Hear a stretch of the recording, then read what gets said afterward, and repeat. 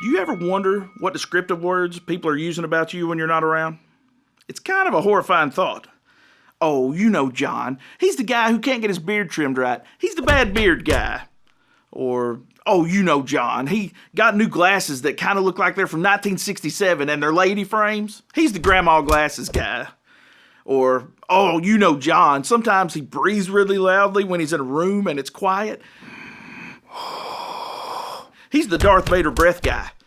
Listen, I could go on like this forever. I really don't even want to know some of the adjectives that are being used with my name.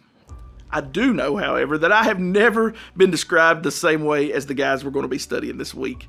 They are the mighty men. Honestly, I'd be satisfied with just being either one of those two things. You know Jon, he's the man. Or, you know Jon, he is so mighty. The thing that really stands out to me when I think of these guys is how absolutely insurmountable the odds are against them. Seriously, one of these guys, he's armed with just a spear and he squares off against 800 bad guys in one battle. I don't want to give too much away, but in another fight, our hero goes up against 2 lion-like men. That's what the Bible calls them, lion-like men. And maybe I've watched too much TV, but it sounds like my man's squaring off against a couple of werewolves, for goodness sake. I mean, seriously, it's like, Wakanda forever! Not one of them, but 2!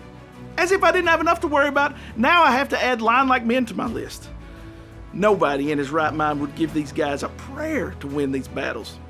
But this is what I love so much about the people we're going to study this week. They fought anyway. It reminds me of the scene in Lord of the Rings when Aragorn and his few men are at the enemy's doorstep. Literally, they're standing at the Black Gate and they're completely surrounded, vastly outnumbered, no chance at victory. And in partial slow motion, Aragorn looks at his men and he whispers, "For Frodo." And then he dives off into the darkness, into his certain death. It is the coolest thing in the world. Oh man, I love people who are willing to fight for what's right, even when common sense tells them they should surrender. Friends, the odds are not in your favor. The road of discipleship is littered with wounded warriors just like us who joined the fight but lost their footing along the way. I hope this week, as we look at these guys who can only be described as mighty, that you'll find will you didn't know you had. I pray you'll be blessed with courage that can only come from walking closely to Christ, and that even in the face of insurmountable odds, you will fight.